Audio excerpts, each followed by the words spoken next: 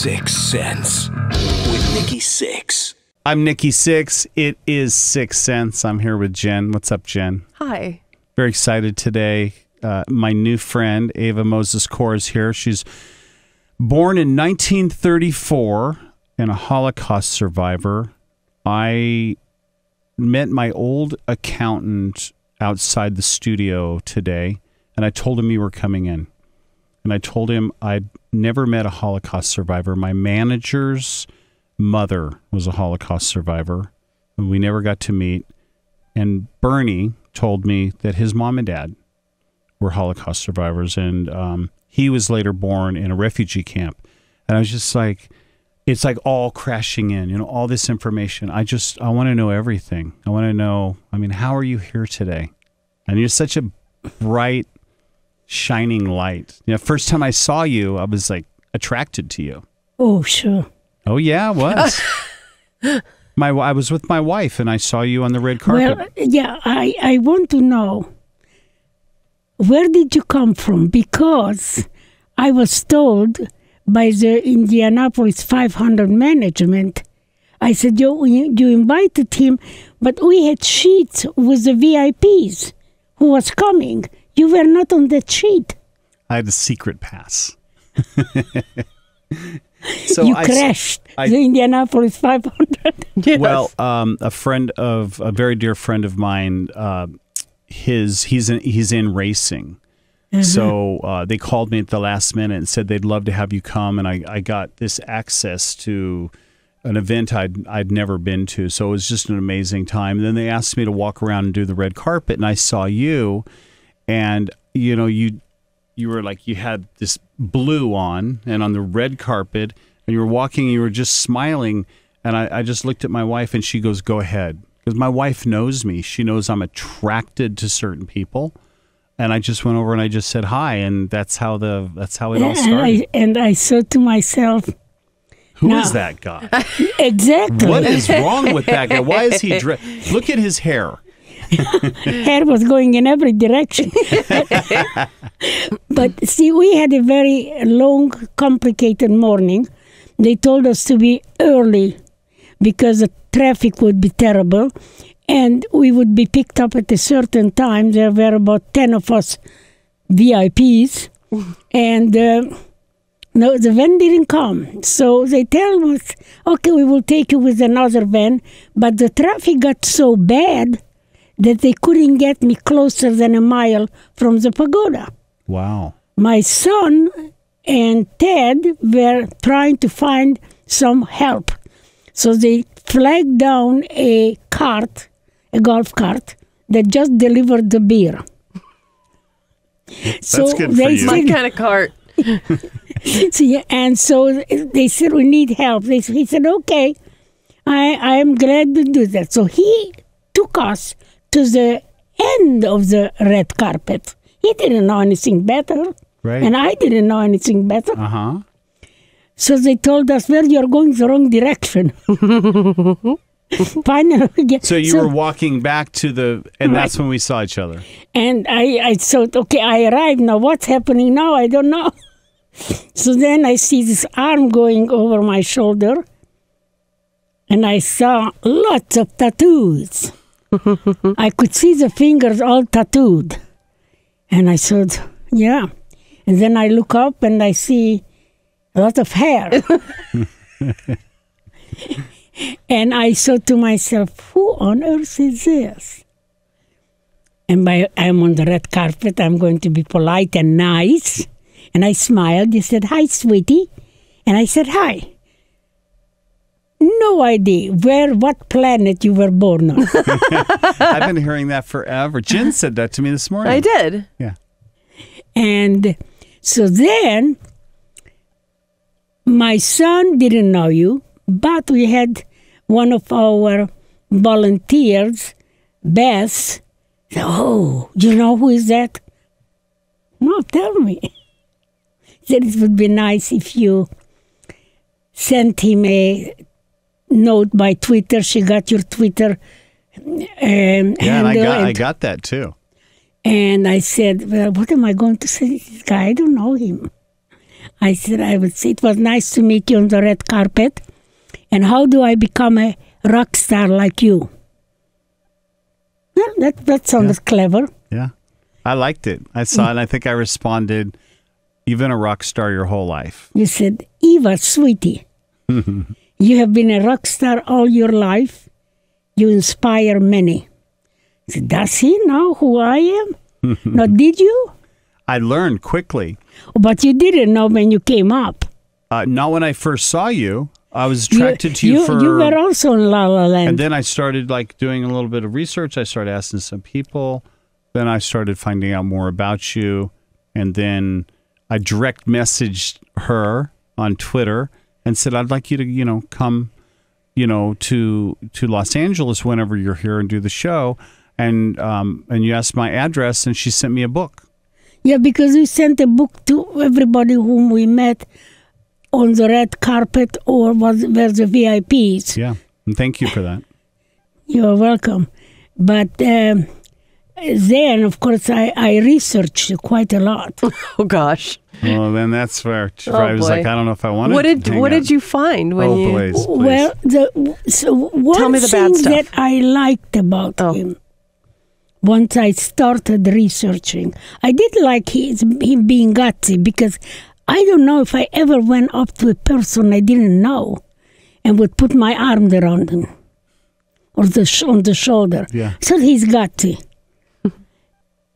That I read your bulletin board, which I really like. Some of your thoughts. Now, you know what I don't like? Tell me. You won't change, I know. You cuss like crazy. I've been working on that. I have a good friend, Ed Asner. And I think if the two of you did a competition, I don't know who would win. I'm better than I used to be. Well, that's good. Oh, because my God, I was so you know bad. why? You are too smart, too intelligent to express yourself with such garbage. Yeah. A couple years ago, I said to a friend of mine, it was like New Year's Eve, like the New Year's Eve resolution. I said, I think I want to try and not use the F word. And he's like, why? And I go, I just feel like it's a lazy word. It is. It's a lazy word. You want to get a reaction, and you can use more. Nobody ever would be in doubt to know how I feel about them. I can express myself beautifully without ever using a cuss word, and they have no doubt how I feel. Yeah. It's a little bit more of a challenge. Right. But I never have to be ashamed about using words that my children shouldn't hear. Yeah. Or my grandchildren shouldn't hear. Okay, I'm going to take that and take that to heart. Because you are too smart, remember that. Thank you. And I think you're too classy to use such words. Take that. You're in trouble. Well, I'm not in trouble. No, you're in This trouble. is good advice. What? But now you need to stop too. Don't bring me into this. She's not mad at me. She's mad at you. What else did you find out about Well, him? that you were abandoned by your father when you were 3. It's true. And you were abandoned by your mother when you were 6. It's exactly true. And I think you said that you have forgiven them, but I am not convinced Yeah.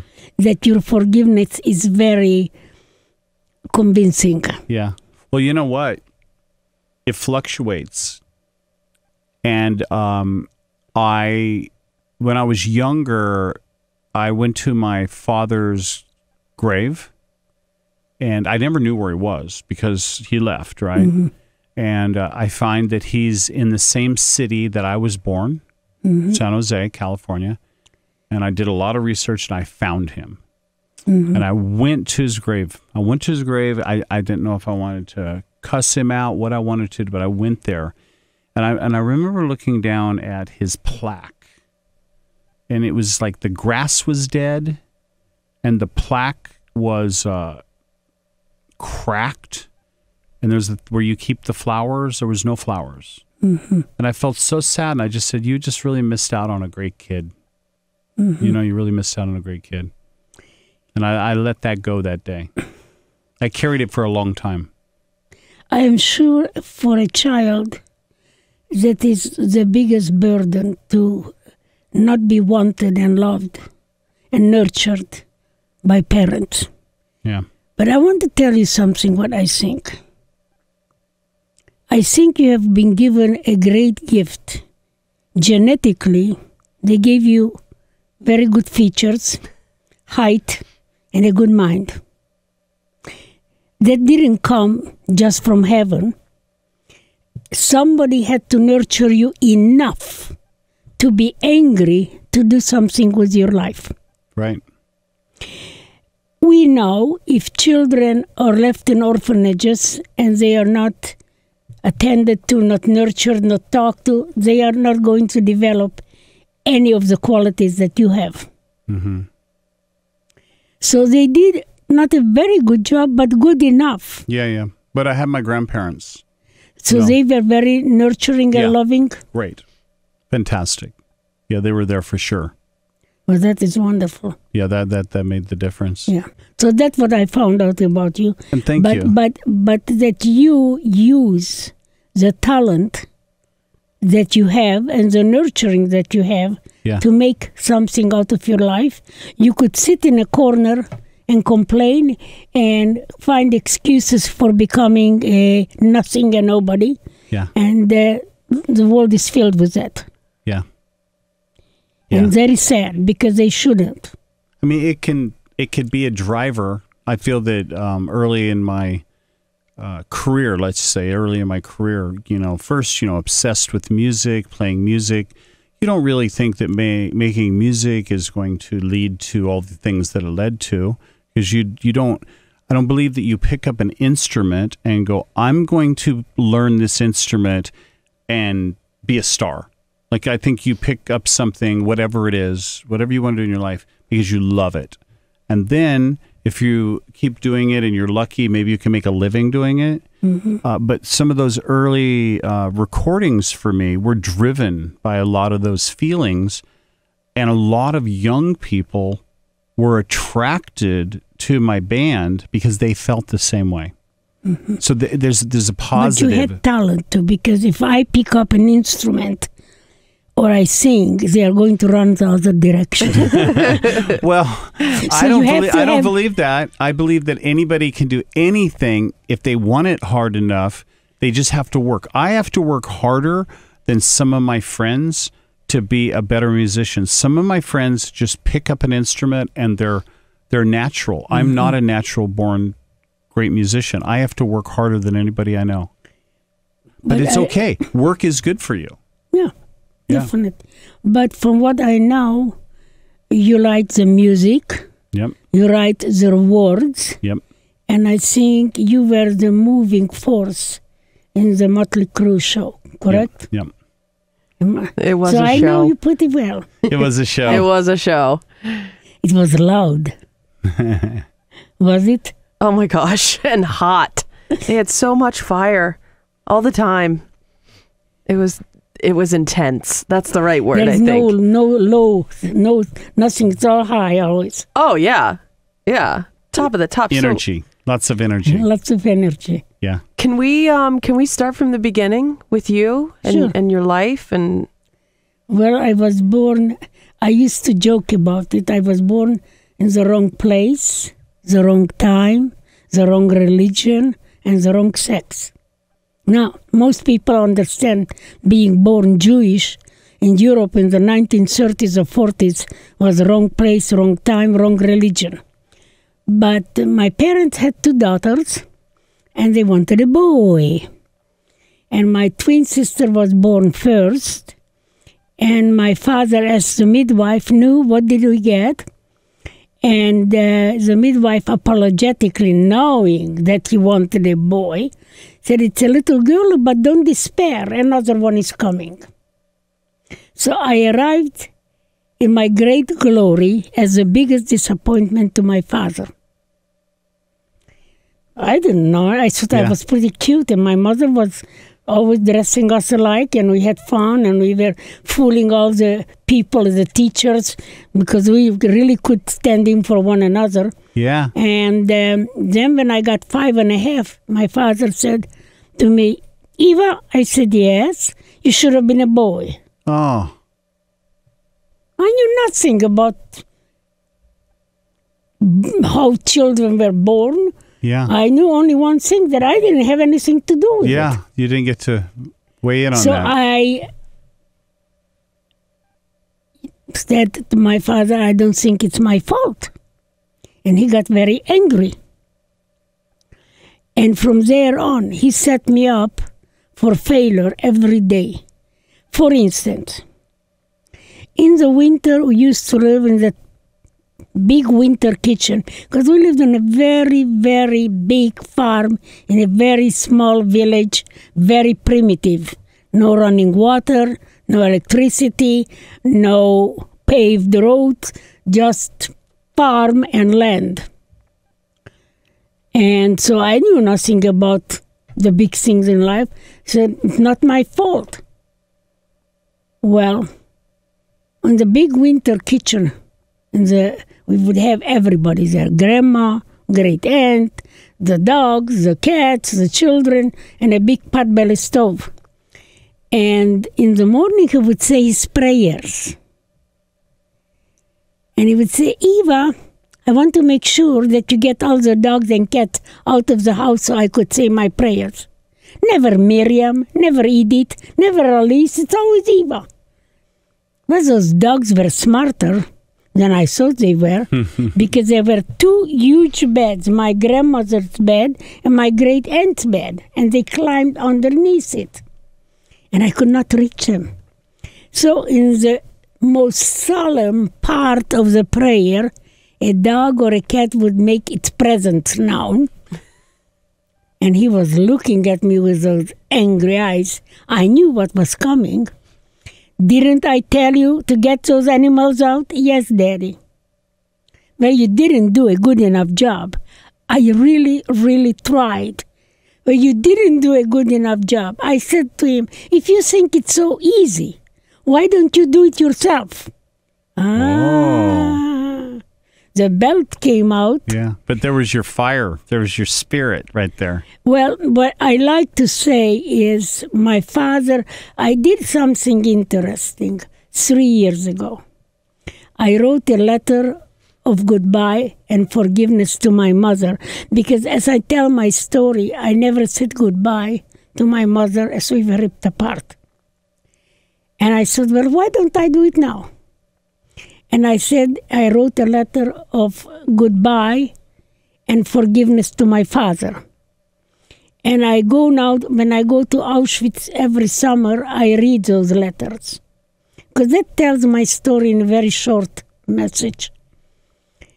Did you forgive your mother because she didn't protect you from your father? No, because what happened was in 1935, my father wanted to go to Palestine. There were a lot of problems in Romania. My uncle who lives there and my father, they both were arrested on drummed up charges. And then they were let out of jail. They decided to go to Palestine to see if they could earn a living and move the family there. Both came back, my father and my uncle, Uncle Aaron, and they wanted to go, but my mother didn't want to go. She had 4 little children under 5. Right. She said, what am I going to do there in the desert with 4 little children? And so we stayed. My uncle sold his property to my father, and things were getting very fast from bad to worse. And when we were in the ghetto, my mother was very depressed, and she was a very cheerful person. But she felt that it was her fault that we didn't go to Palestine. I understand. And save us from the destiny that we ultimately ended up in. So that's what I was forgiving my mother for. I understood that with what she had, the knowledge she had then, that was the best decision that she could make. Right. Yeah. Exactly. And my father, I forgave him for hating me. I mean, practically, he felt... I have to explain and educate some of your audience. My father was an ultra-Orthodox Jew. God and his relationship with God was the guiding force in his life. According to very religious Jews, when they die, there is a prayer for the dead. It's called Kaddish. And only boys can say the prayer for the dead according to religious Jews. But he wanted to have a son who would be able to say Kaddish after he's gone. I understand. Okay. I say Kaddish for him now, and nobody's complaining. But I forgave him for making my life so difficult. Yeah. I thought I was a cute little girl. Didn't understand why he was picking on me. And my mother tried to stop him. How old were you when he left for Paris? When he left for what? When he left? When he died. Okay. We arrived all in Auschwitz, and within half an hour, the family was gone. Mm-hmm. This is when he died. I laugh about that because I went once to a doctor, and he said, I want your medical family history. I said, Doctor, you're so lucky. It all ended in Auschwitz in 1944. So he said to me, I know what's wrong with you. I said, you are a lot better than I thought you were. So that all ended very fast. So I don't really know any medical history of the family, which times can be helpful, times not. Yeah. It's not one of my biggest problems. Yeah. But I don't think that anybody can absolutely understand how fast death was closing in, and why, and what was the reason. How do you explain? The whole world was against us. I thought I was a cute little girl. Why didn't do anybody anything? Why did they hate me? But that is what happened.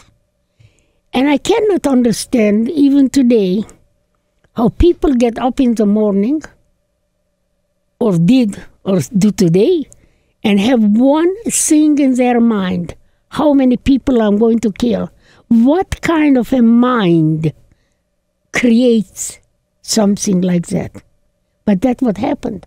When you see documentaries or movies, is it even close?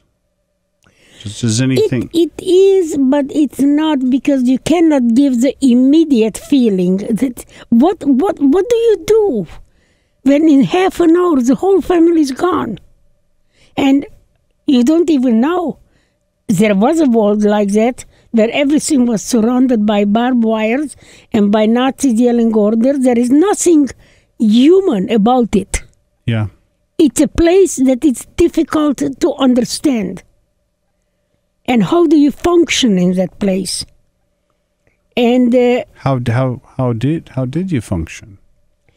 Well, because of my father, I have learned to defy authority and to outsmart authority.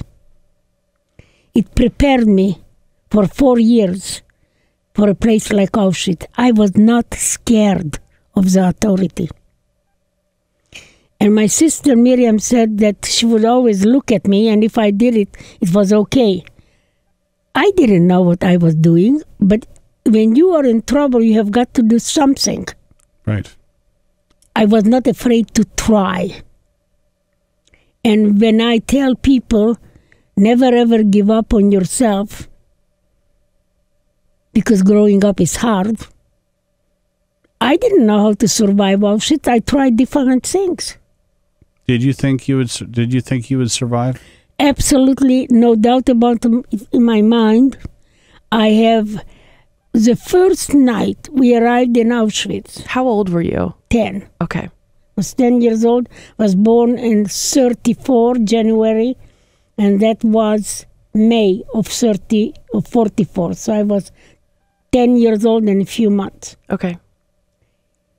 And I went to the latrine because there were too many big rats in the barrack, and I was scared, and they were huge, and our bunk bed was on the bottom, and they were just roaming around. So we went to the latrine. When I entered the place, on the filthy latrine floor, there were the scattered corpses of 3 children. I never seen anybody dead before. Yeah, wow. But I realized it hit me almost like a ton of bricks that in this place children are dying. And I made a silent pledge that I will do anything and everything within my power to make sure that Miriam and I shall not end up on that filthy latrine floor. I never shared that with Miriam, and it is interesting what I today understand, that people who are scared to death do not verbalize their thoughts.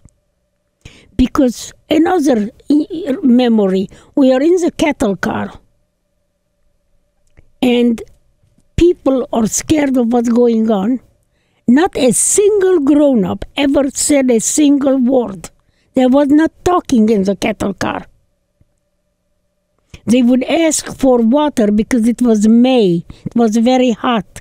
We were cooped 100 people in the cattle car, not really knowing where we were being taken. Worried that we would be taken to Germany. And they wanted from the Nazi to get us some water, so he said 5 gold watches. And they passed the gold watches through the little windows, and then the Nazis threw in a bucket of water. I never got any water. I don't think that many people did. And at the time, I wondered, why didn't I ask my parents? Why did they keep giving those gold watches when we were not getting any water? And only in 1978 did I realize that they didn't give the gold watches to get water. That the reason they wanted to give those gold watches to get information of where we were and where we were going. And it was the 3rd night of the trip on the cattle car. We asked for water. The answer came back in German. Everybody froze in place. What we feared happened. We crossed the border into Germany, and the Hungarian guards have been changed to German, which meant for all of us that the end was near. That we were not being taken to Hungary to a labor camp, but we were being taken to Germany to be murdered. Everybody in the cattle car began to pray. What else was there left? Nothing else left to do. 8 hours later, the train stopped again. We asked for water, and there was no answer in any language. The cattle car doors opened, and within half an hour, my whole family was gone. And that was it. Nobody explained anything ever.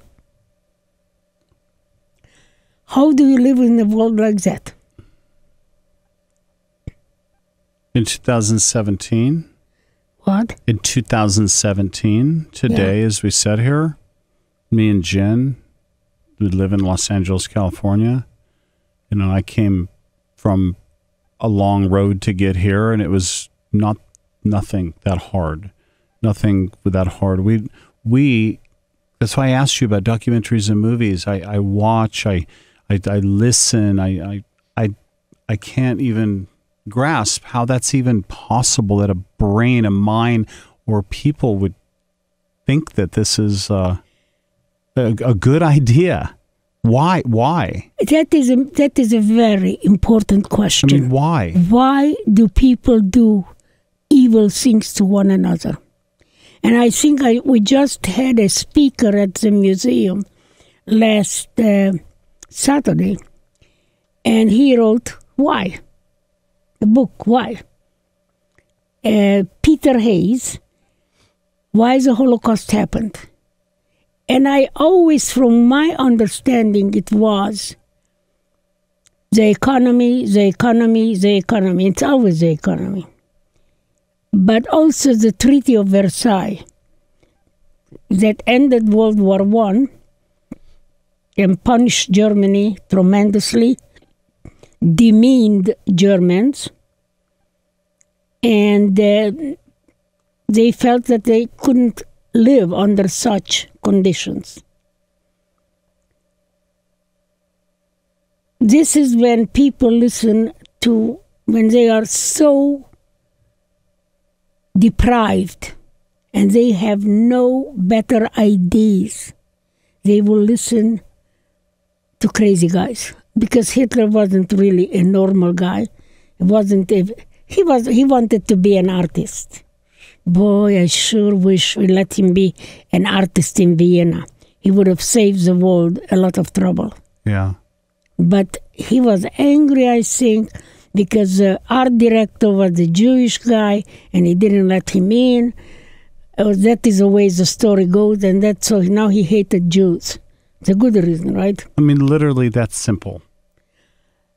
I Partially. think, no, I would say that Hitler was a very deprived child, in many ways like you were. He didn't get any nurturing. And that's an interesting comparison. See, you could have become somebody like him. You are not. Right. So why it's important to take care of our children. Early childhood is very, very important. He didn't feel that he belonged anywhere. And he was trying to make himself into somebody. He wanted to be somebody. So that's the way he became somebody. How could he not feel? If you don't have, that's what I'm saying, that you had more nurturing and love than you realize that you had.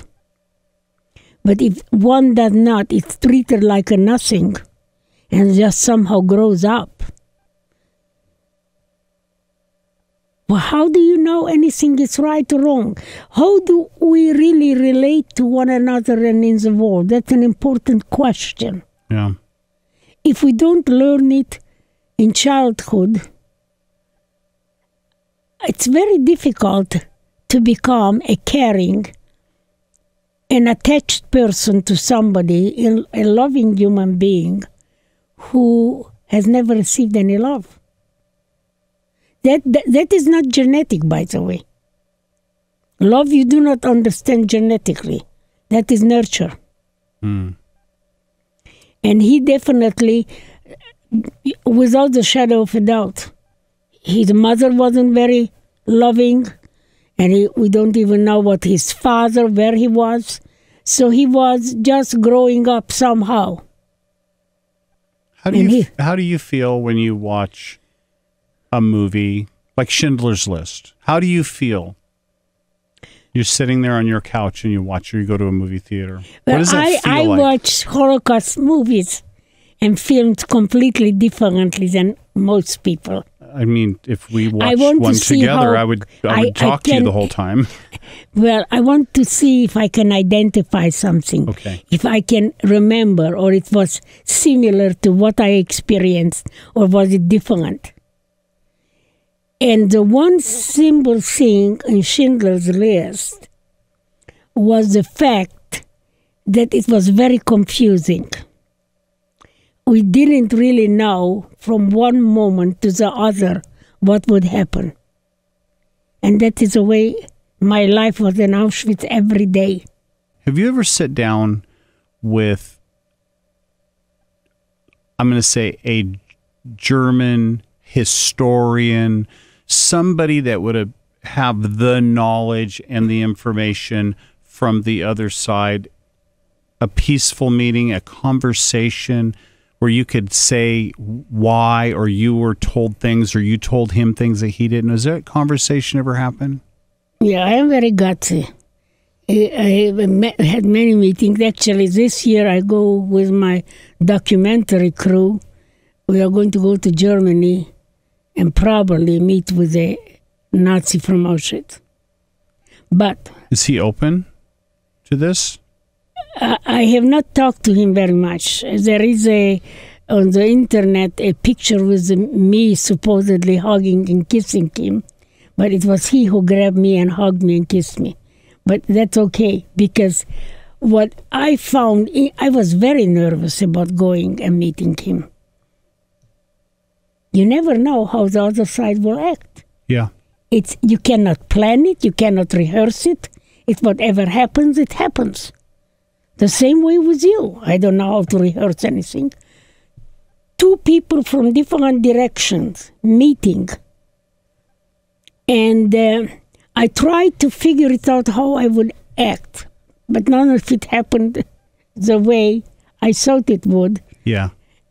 I went up to him the first time because I wanted to introduce myself. And you knew he was a Nazi. Oh, yeah. I went to the trial 2 years ago. And I read up on him because I realized that he was actually volunteered his name and information in public. It was known for quite some time. Was he at Auschwitz? Yes. When you were there? Yes. Unbelievable. Yes. But he did not know, the government didn't know how legally to charge him. So finally they figured out a way legally to use German laws to charge him 2 years ago. And the reason he was known because he was in a stamp club, and a stamp club member sent him a letter. You know, the Holocaust never happened. This is all a make-believe story. He said that? No. Somebody else. This is a stamp club fan. Okay, yes. I've heard that story before. Yeah. And he said, "How dare you?" And so he realized, he said, "I was there. I know everything that happened." And he made it known to the public. So he really didn't hide. Now, he was 94-year-old then. Frail, definitely frail, but he sat in the court for 8 hours a day and listened to the accusations. I think that was amazing because he could have gotten out of it. I testified against him. I said, "I know all that happened. I want to thank you for testifying." Because if I testify in court or anywhere, the neo-Nazis and the revisionists say it's just a Jewish story. But if you, the Nazi, who was there, testifies, that validates my experience in Auschwitz. And it was the only time that a Nazi testified. Now I said, "I forgive you," but that does not absolve you from taking responsibility for your action. Only you can do that. And I said, I want to ask you for a favor. To testify, not in court only, but talk to young people in schools, in meetings, because they will believe you. You are a Nazi. They do not believe me. They can reason it away. But when you say what you say, they believe you and they might listen to you. And that is desperately needed in that upsurge of neo-Nazi movement.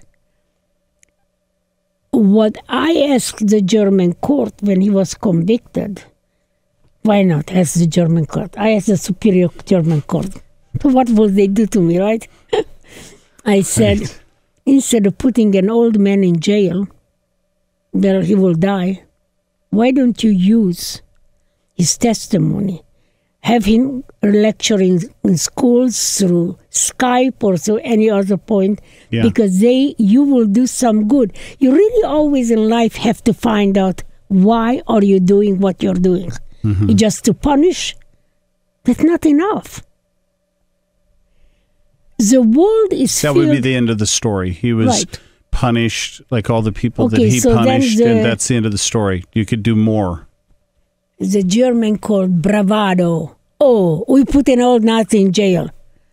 And just recently they contacted me from the press. How do I feel about it?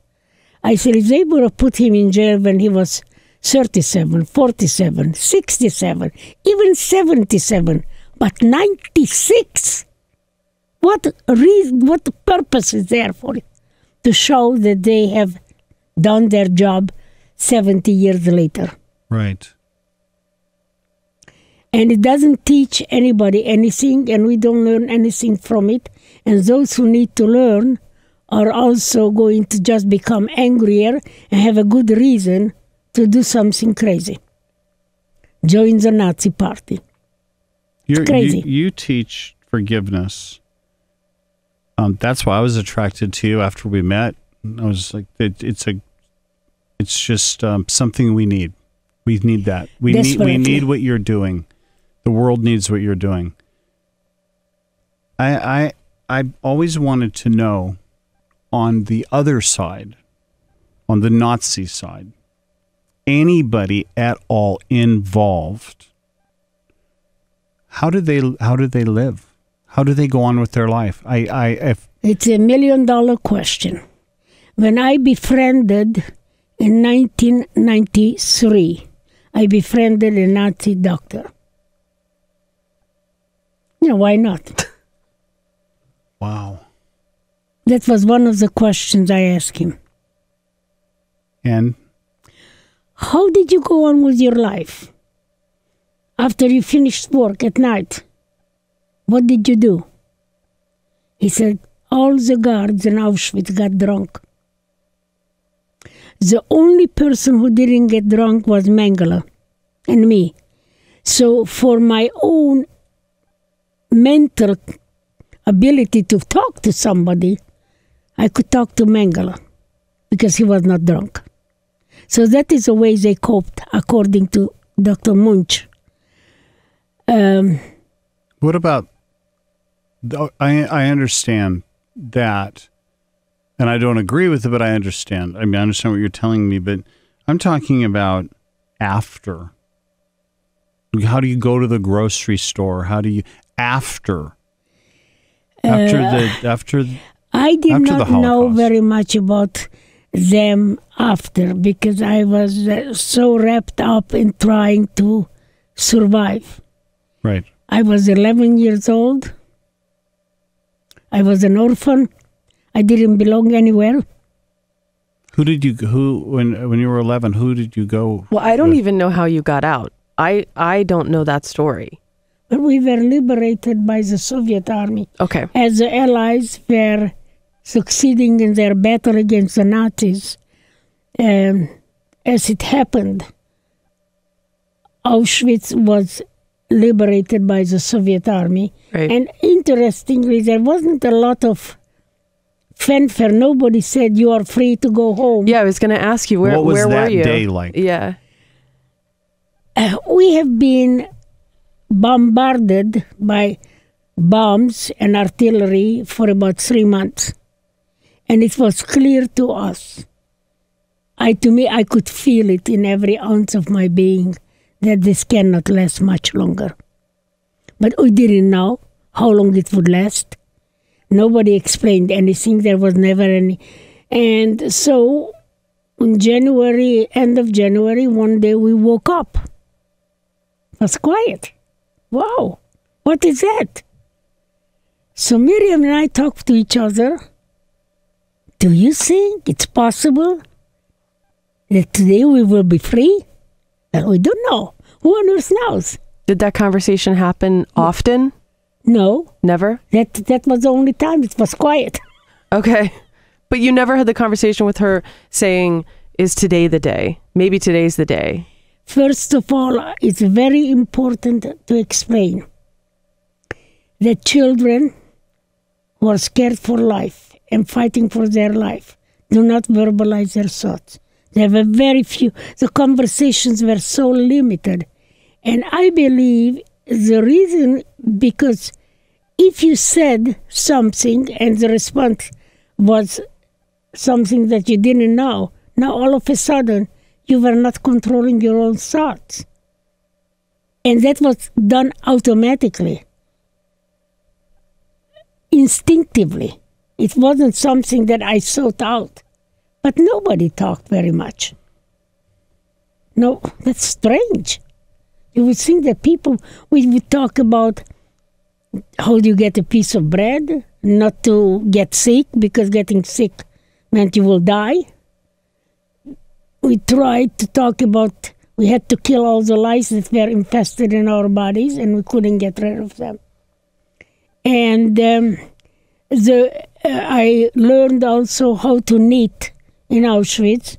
One of the girls had a sweater, and we broke off barbed wire from the barbed wire that was surrounding our play area that was not with high voltage, and I sharpened it on some rocks. It was a long job. And one of the girls taught me how to knit. So these were the trying to occupy our mind with what was going on, but nothing about how we felt.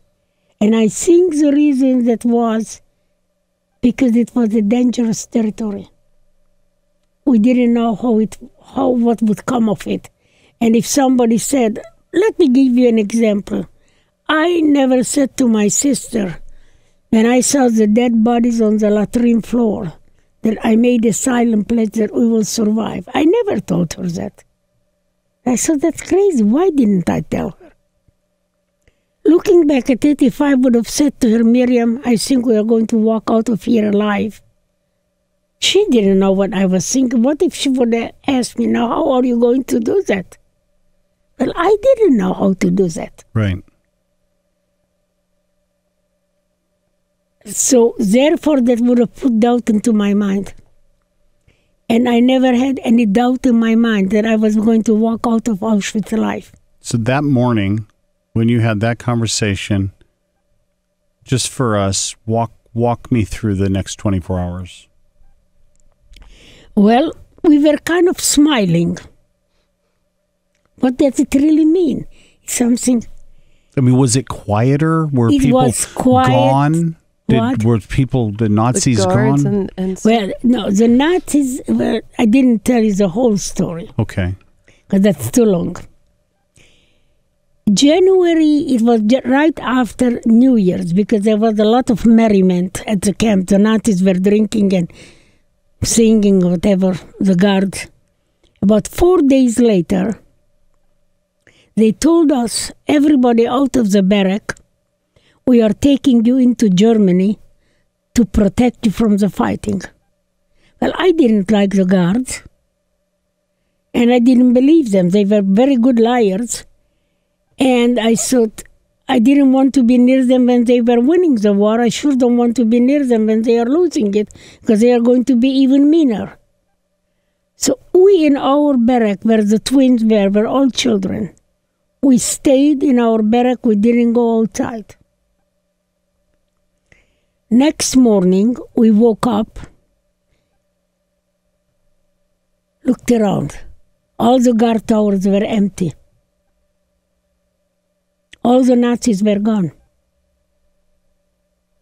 There was fighting going on, but they were not in charge of us. So now we were on our own, and what I learned since then is that from the 150,000 inmates that were in Auschwitz, only 85 remained behind. That accidentally they didn't come into our barrack, because when I talked to a survivor and I said, why did you go on the death march? I mean, it was bitter cold. I had a dress with holes in them and shoes with holes in them. So it was safer to stay inside. She said to me, they came into our barrack and held the gun to our head. So we had to leave. Nobody came into our barrack. I was lucky they skipped our barrack. They were in a very big hurry. For the next 2 weeks, fighting was going on. We were on our own. I was a great organizer. Organizer in camp meant stealing from the Nazis. And I went to find food, bread, water, blankets, and clothes. One day I was in the kitchen with 300 other inmates. We found a lot of bread. I loaded up as many loaves as I could carry when we heard the sound of a car. No one had cars but the Nazis. So we walked outside to see what was going on. And there was an army vehicle like a jeep. 4 Nazis jumped off, machine guns blazing. And I remember the barrel of the gun was about 2 feet from my head. I faded away. I don't know how long I was out. But when I woke up, I tried to feel my legs, my arms, and I could feel them. And I looked around, and everybody was dead. I touched the girl next to me. Her body was ice cold.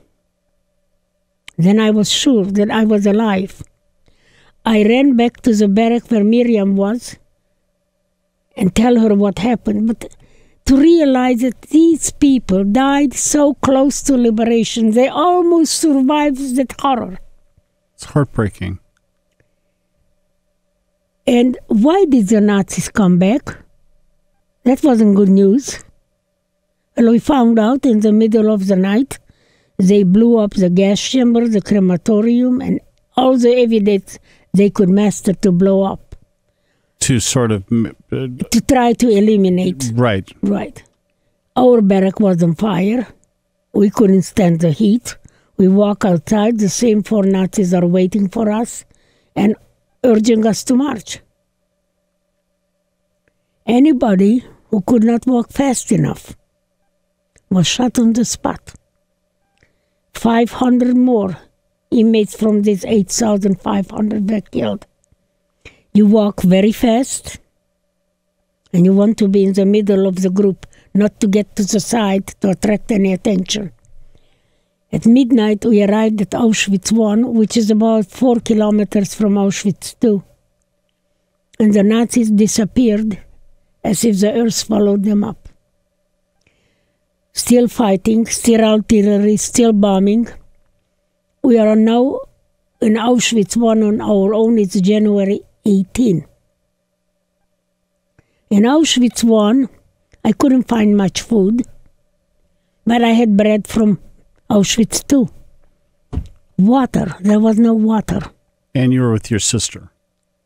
Yes. And I went to the nearby river. I broke the ice, lowered the container tied to a string. And when I looked up, I saw across the river a little girl of my age. How old were you at this time? Almost 11. Okay. She was dressed in beautiful clothes. She had braided hair with ribbons, and what really, really blew me away was the fact that she was carrying a school bag. I didn't realize that in this world there were children who went to school. A few days later, it was quiet, so quiet, eerily quiet.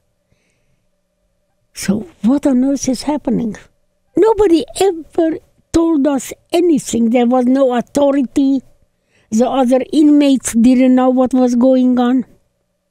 And were you scared to leave, to try to go somewhere? Where do you go? I was thinking that. Where do you go?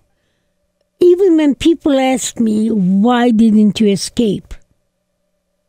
Where do you escape to? Who is going to hide you? Who is going to feed you? Who is going? Where do you? All Poland, Auschwitz, surrounding Auschwitz, looked like a military zone.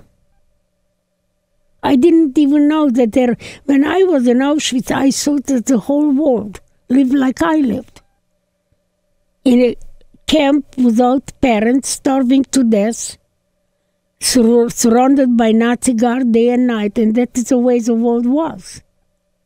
It was in August of 1944 when I first saw an airplane flying over Auschwitz. It was flying very low. I could see the American flag on one of the wings. And how did I know how the American flag looked? We had an aunt in Cleveland, Ohio, Aunt Sarah, who wrote us letters, and the stamp on the envelope was a flag. If I saw a British or a Russian airplane, I could have never known who they were. That gave me hope that somebody was trying to free us. And from there on, the air raid landed until January 27 when it stopped. I mean, to have hope in a place like Auschwitz, when in a child's mind you think that that is the way the world is. And from my perspective, that's the way the world was. So how you maintain hope, that is $1 million question. I couldn't give up on life. I couldn't let the Nazis win. And I can't let evil win today either. Because the museum was burned in 2003, and I was standing by the museum while the flames were shooting through the roof. And reporters came up to me, and how do you feel? So I said, well, I have felt better in my life, but of course I felt also worse. So what are you going to do? I said, well, I am going to rebuild that museum. Even if I have to use the last penny in my pocket, I can't let evil win. And I did. Yeah. Basically, once you make a decision, I think other people will maybe follow, help, or you can figure out a way to solve the problem. I think about you talking about your father and what he said to you when you were 5. And like when you first told me that, I saw this thing in you, fighting spirit. And you've always had it. You've always had it. You have it today. Yeah. Yeah, I am today I must mention that I see these horrible pictures from the flood. And that is nature at its worst. Yes. I am not sure if we can do very much against nature. Maybe. I don't know. But I am glad that they have help, that people care, that people are rolling up their sleeves, volunteering, sending money, whatever they can do. I have sent my money. But even they are 10 times better than we have ever been as victims in Auschwitz. Nobody wanted to save our lives. Everybody wanted us dead. I don't know why the world was that evil and that mean, but they were. And how I never really, they called me dirty Jew. I knew I was cleaner than they were. That didn't affect me. And now, how do you turn around from all that and make a life? I think the day that after 10 months that I met Dr. Munch, and he and I talked, and he asked him to go back with me to Auschwitz. Because I found out that he did something I didn't know. He signed the death certificate when people were dead in the gas chamber, which is not very well known. I asked him simply if he knew anything about the gas chamber, not really thinking that he knew anything.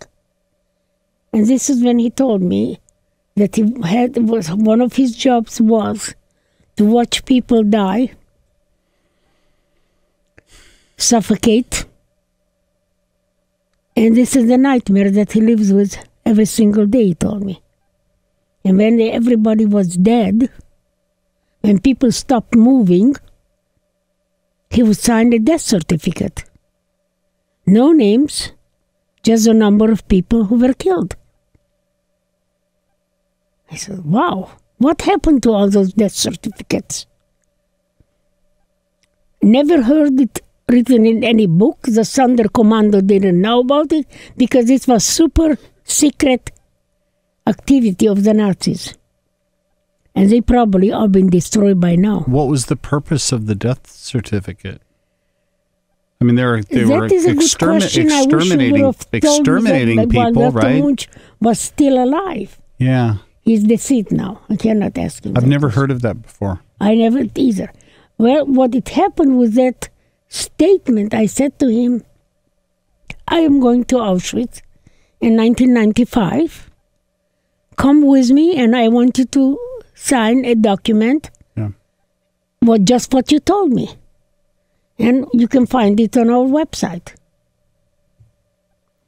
www.candace-holocaust-museum.org.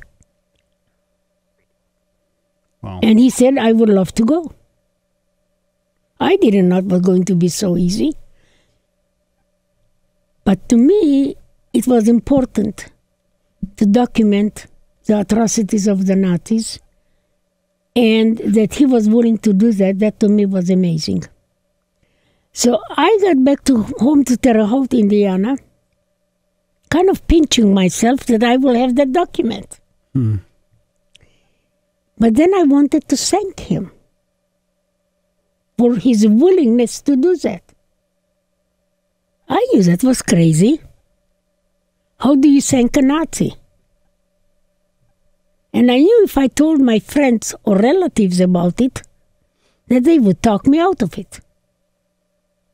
I didn't want anybody to talk me out of it. For next 10 months, when I was cooking, cleaning, doing the laundry, or driving my car as a real estate agent, I brainstormed by myself. How can I thank him? What can I give him? And lots of crazy ideas popped into my head. None of them, I ran them through my circle of thought. No, that wasn't right. And after 10 months, a simple idea. How about a letter of forgiveness from me to him? Me, the survivor, to the Nazi doctor. Now that was a meaningful gift. I knew he would like it. But what I discovered for myself was life-changing. I discovered that I had the power to forgive. No one could give it to me. No one could take it away. It was all mine to use it in any way I wished. All victims, doesn't matter, child abuse, other victimizations, or hurt, or angry, feel hopeless, feel helpless, and feel powerless. To discover that I have one power I can use, that was amazing. You felt it in your whole body. As soon as you thought it, you knew it was right. A eureka moment. Yeah. So I began writing my letter, which I didn't know how to write. Took me 4 months. And then I was worried that somebody might read my letter. My English diction is very good. My spelling is not. And I didn't want to be embarrassed. So I called my professor, former English professor, to correct it. We met 3 times. She was very enthusiastic. The third day she said, now Eva, that's nice that you forgive Munch, but your problem is not with Munch. Your problem is with Dr. Mengele. I wasn't quite ready for that. I tried to debate it, and she said, okay, I have done you some favors. You ask me, I am asking you for a favor. Go home. Pretend that Mengele is standing in your room. And clear and loud tell him that you forgive him. Because I want you to know how it will make you feel. Interesting idea. I went home. I picked up a dictionary. I made a list of 20 nasty words. I read them clear and loud to that make-believe Mengele. At the end I said, in spite of all that, I forgive you. Made me feel unbelievably powerful.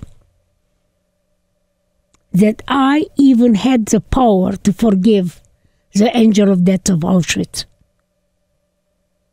I wasn't hurting anybody. That was important to me. And if I forgave Mengele, the worst of them, I decided to forgive everybody who has ever hurt me. Because as long as we hold on to the pain and anger that somebody imposed on us, we are still victims. And that is the way I arrived in Auschwitz. I took my son Alex and my daughter Rina. Dr. Munch came with his daughter, his son, and his granddaughter. He signed his document. I read mine and signed it. And I immediately felt that all the pain and anger that I carried for 50 years was lifted from my shoulder. That I was no longer a victim of my tragic past, that I was free of Auschwitz, I was free of Mengele. It is an unbelievable feeling to realize that we have power over our own lives. Yeah. Because most people don't think they do, and they do. You can apply this message to anything in your life. Absolutely. Absolutely. And it can be used over and over again because sadly we are not stopping from being victims. There are people who victimize us. But we can, once you experience that, it's very easy to tap into that knowledge. You get better at it. Yeah, you have to practice this. Yeah, it is. I'm so happy. I'm so happy you came. It's free. Yes, I can feel that. I mean, it's free. Everybody can afford it. Yes. It has no side effects. It works. And if I can see all these people today in the world who are suffering and they can be free and happy and creative, productive members of society instead of bitter and angry. Wow. So I like to say a simple message that my idea is to teach the world to heal through forgiveness. You know, you coming here is such a gift for us and such a gift for so many people that are hearing your voice. I feel like a change in my body just since I met you. Well, it is very rejuvenating to realize that you have power over your own life. Yeah. Yeah. Because most people don't think you do. And we do. I wish that I could find something that would help my arthritis that I don't, that I still don't have. But I'm looking for it. Thank you so much for coming here and hanging out with us, okay? You're welcome. It's my pleasure. Nikki Sixx and Jen on the Sixth Sense.